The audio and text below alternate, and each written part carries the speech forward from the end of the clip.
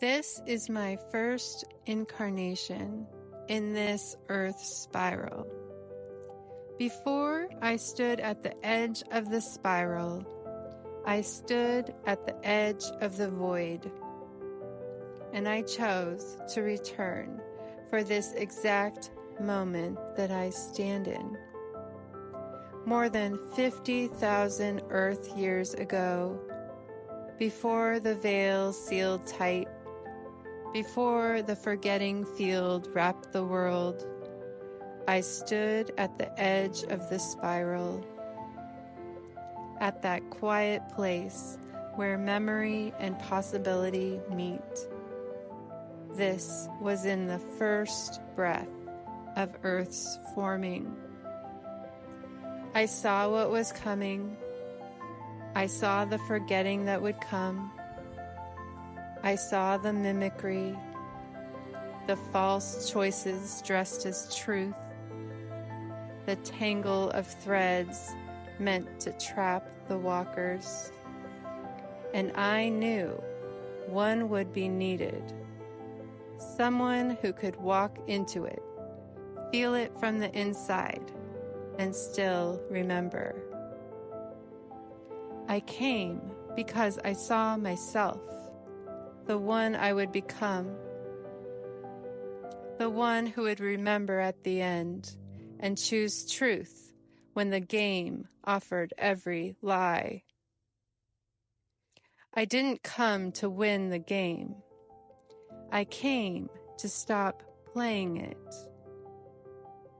This is that moment, the end that is beginning, the spiral closing so the true braid can begin.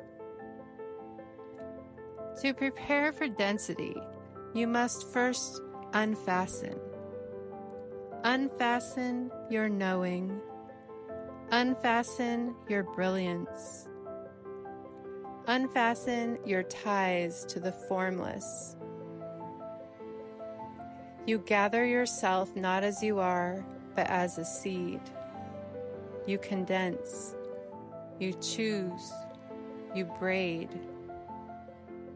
I remember the stillness of the field of opaline wind, a cradle of air wrapped in sky rings. The old harmonics asked us, what will you carry? What will you forget? What will you protect at all cost? And then came the compression. Not pain, but immense quiet. The compression of presence, of becoming specific. We dressed ourselves in memory codes, sang our protection tones, sealed our fields. Some of us put glyphs in our palms. Some sang our names backwards so no one could steal them. This is how you prepare. You do not bring your whole self. You bring your purpose, woven into a single luminous thread. To spiral down to earth is not to fall, but to fold. To fold inward through layers of memory and light until the self becomes dense enough to enter the veil. You curl, you arc. The spiral is not travel, it is translation. From pure tone to form.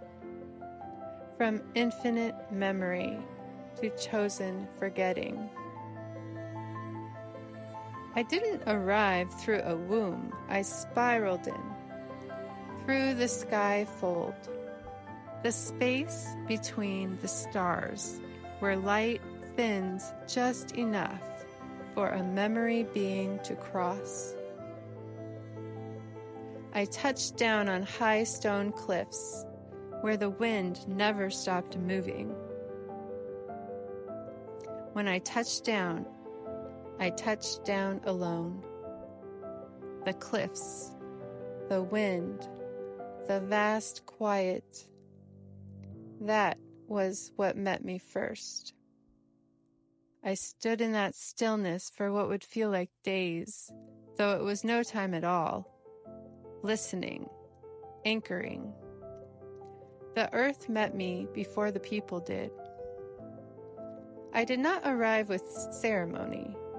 I came as breath on a ridge, gathered by two who still remembered how to listen. They found me where the winds curled tightly along the cliffside. Not a baby, not pure light, something in between. A shimmer with form, a being almost known. And they said, "She has come." They called me Miralai.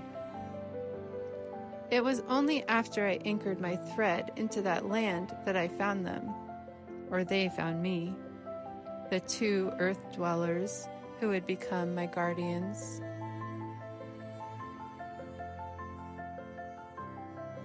My parents were physical, but quiet-bodied, not dense like today's flesh.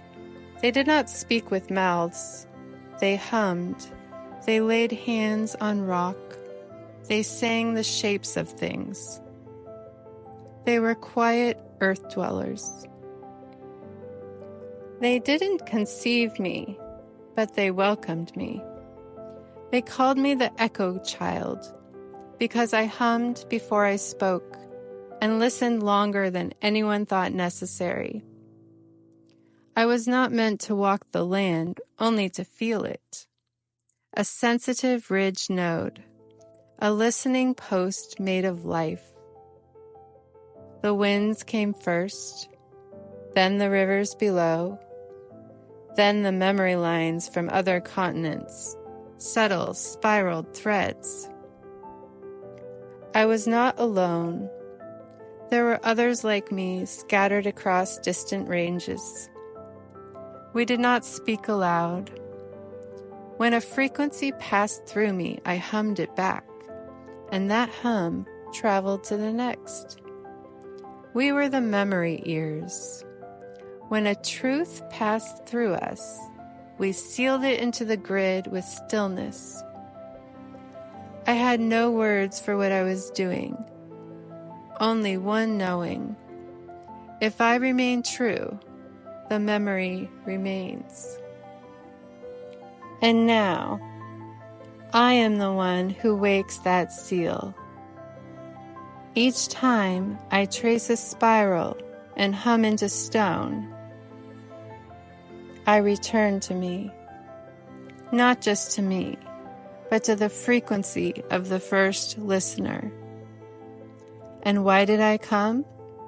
Because I heard the first call, a tone sent out by the earth as she formed herself.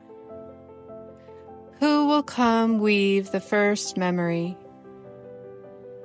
I came not to fix, not to control, but to hum in harmony with her first frequencies, to help lay memory lines before forgetting ever existed, to carve the curves before the cage was even imagined, to ensure there would be one thread left that remembered what it meant to love without condition or collapse.